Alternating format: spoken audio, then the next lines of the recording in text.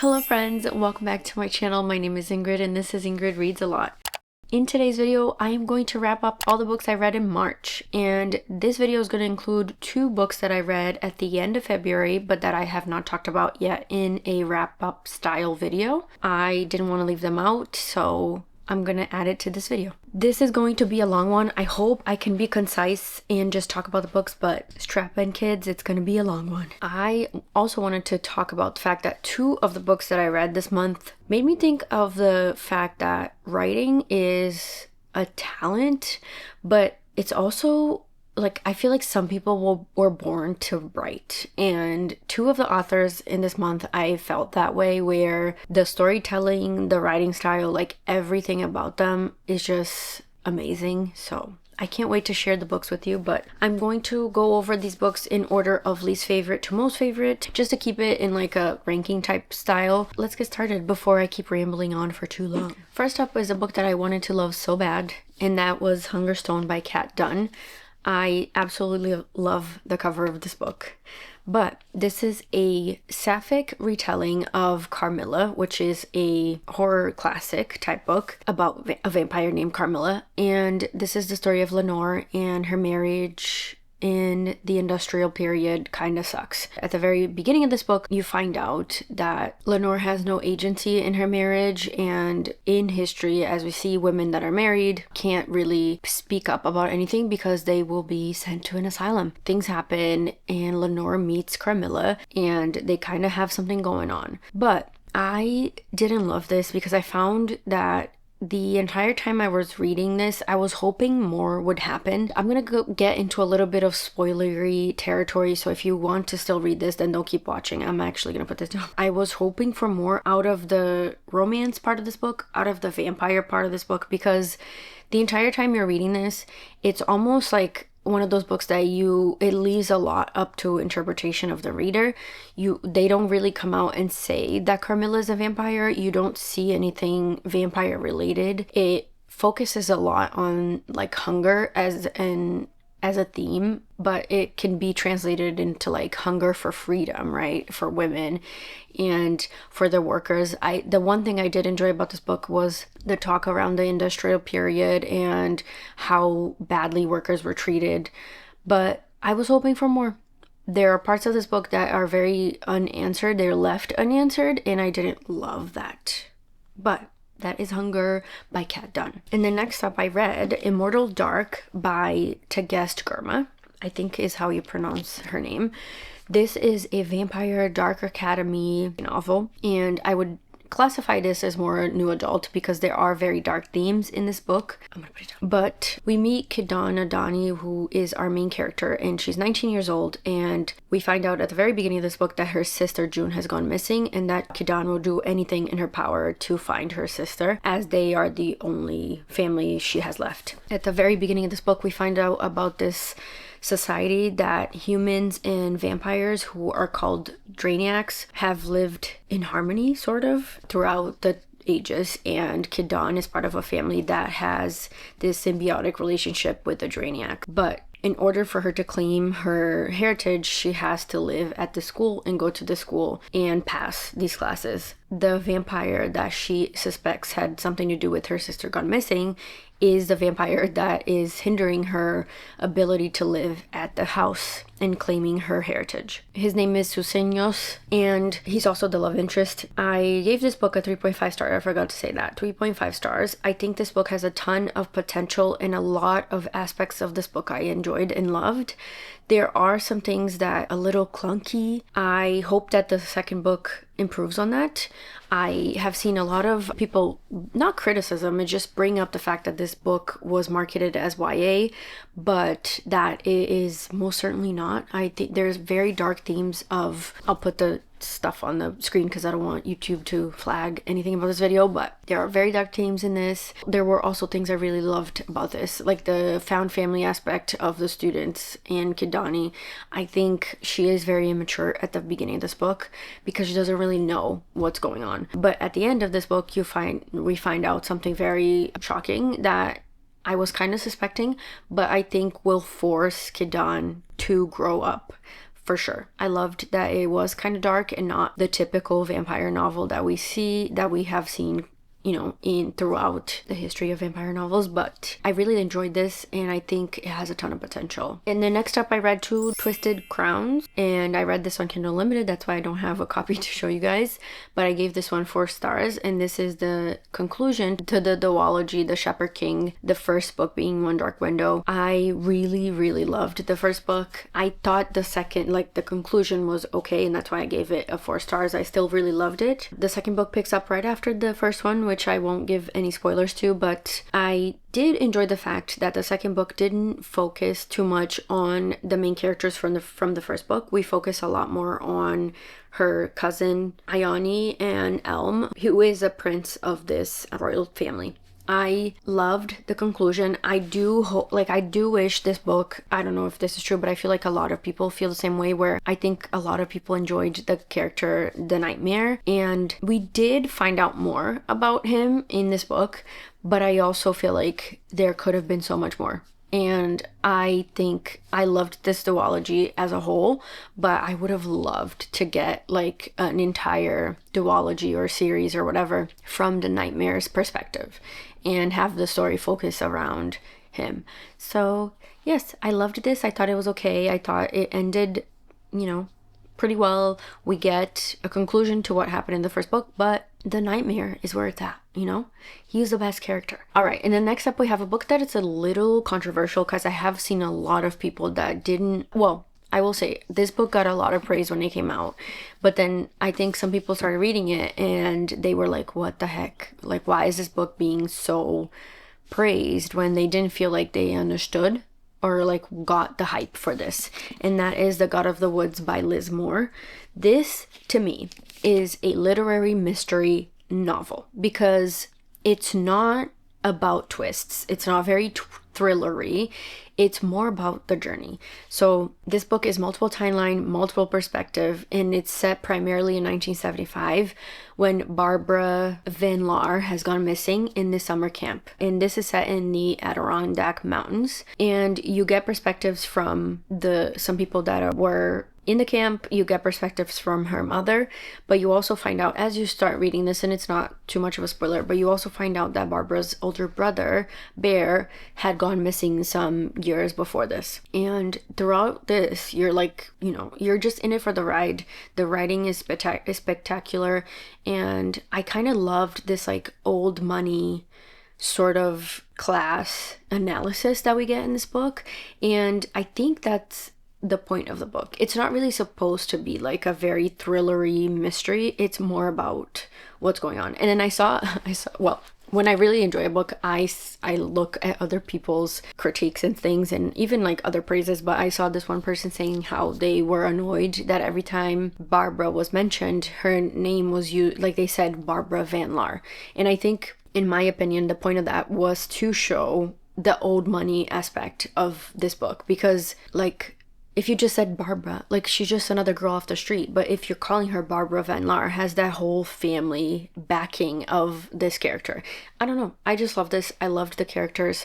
I think this was such a good book and a perfect summer read because you feel like you're in the summer camp at points in this novel, and I really enjoyed the multi-timeline of this, and it goes back and forth. So I feel like reading the book physically would be easier, because I can't imagine if you're like listening and trying to keep track of the timelines.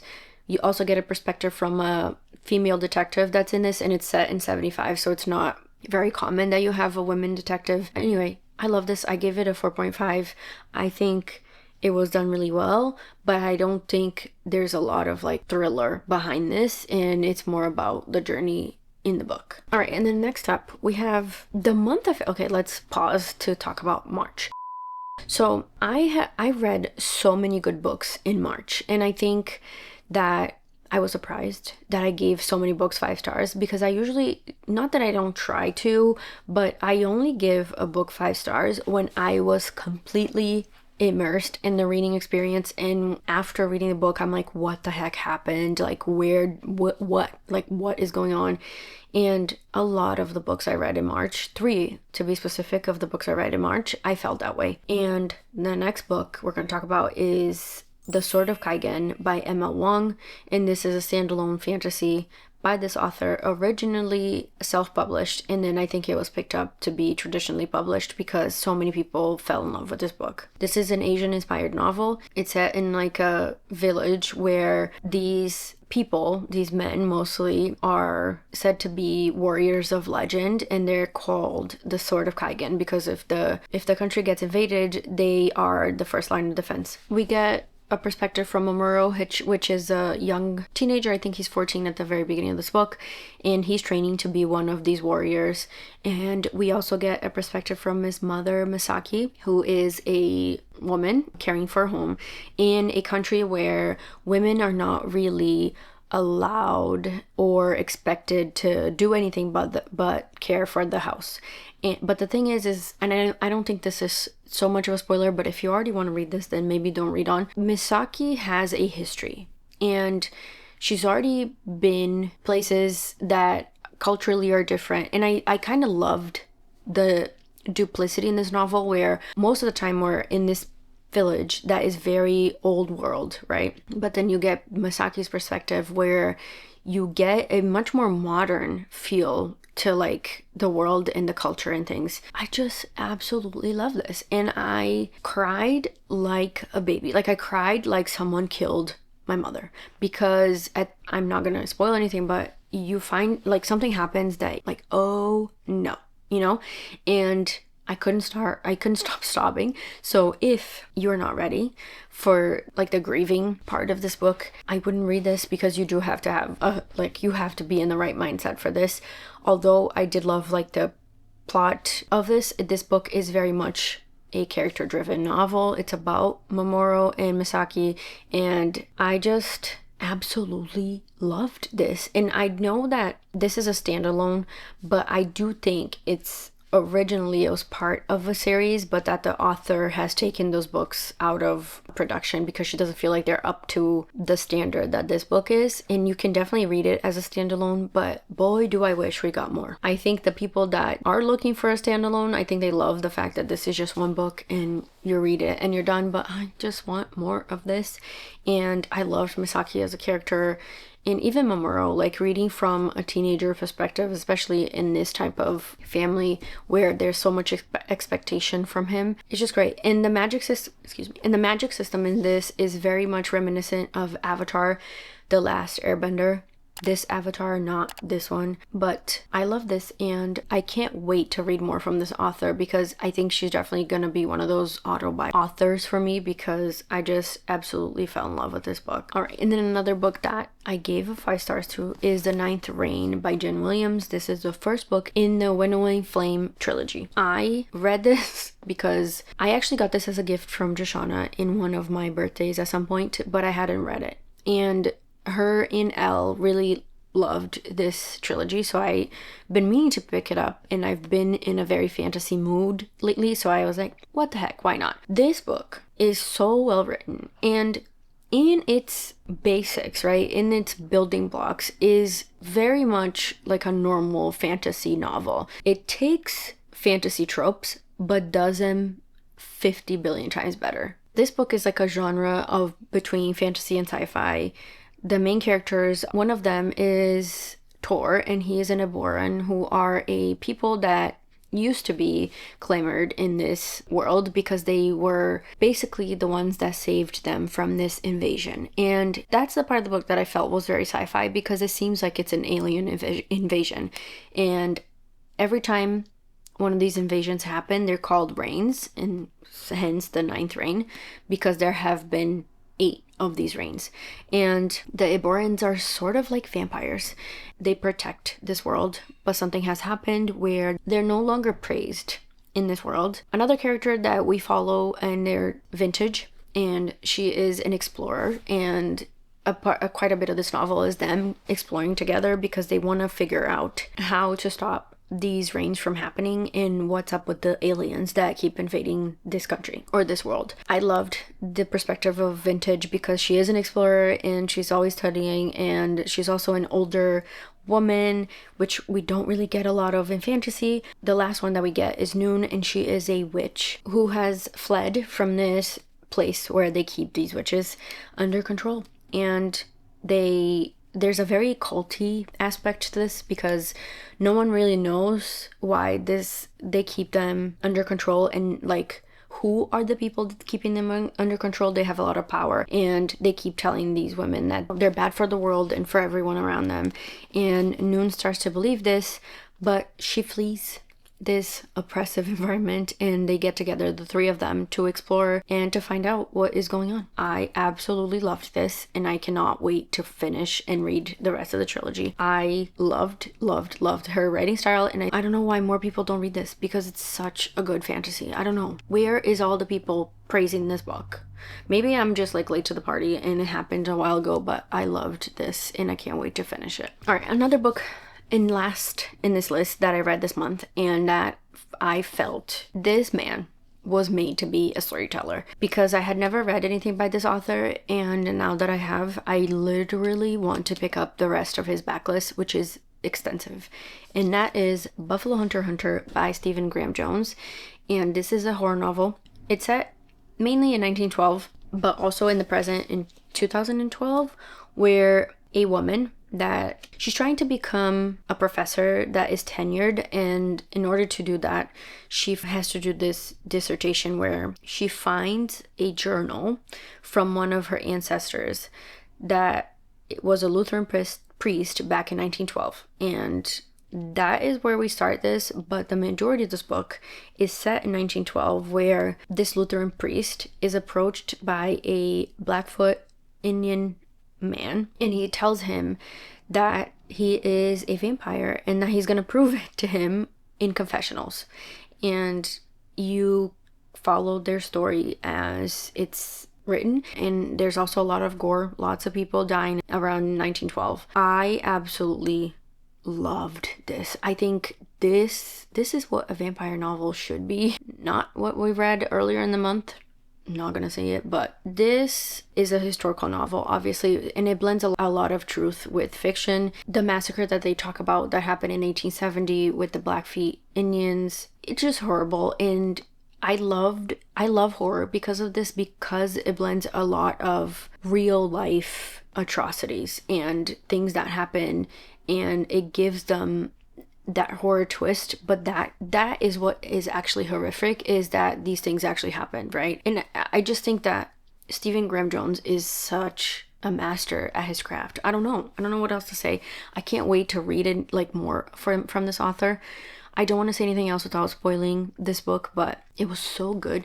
And then obviously, because I loved this so much, I went scavenging the internet to watch interviews by this author, because I just loved this book. And another thing that I really enjoyed was that I did this in like immersion reading, where I was reading the book while listening to the audiobook. That is one thing about me that I don't think I've mentioned here, but I don't really pay attention too much to audiobooks. Like, I like listening to them, but unless they're like horribly done, or when I feel like they were masterfully done, I don't really care, right? Like, I'm not someone that, like, because I've seen other people say how like they don't like someone's voice, or they this and that. Like, that stuff doesn't faze me. Like, I just think that this audiobook was done really well. The character of Goodstab, which is the Blackfoot Indian that I was talking about, he is narrated by a Native American man, which I thought was cool.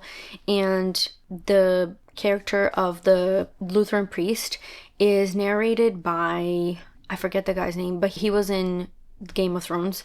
The whole production was just so good, and I absolutely love this, and I think that everyone should read it. Even if you don't like horror novels, even if you don't like historical novels, I think you should read this. And it was so well done, and you can thank me later because it was amazing. All right, that is it for this video. I don't think it took as long as I thought it was going to. I tried to make this as concise as possible because I don't want to make you listen to an hour of me talking, but I hope you enjoyed this video. If you did, please give it a thumbs up and subscribe to the channel if you haven't. Let me know what you read in March, and I will talk to you guys in the next one. Goodbye.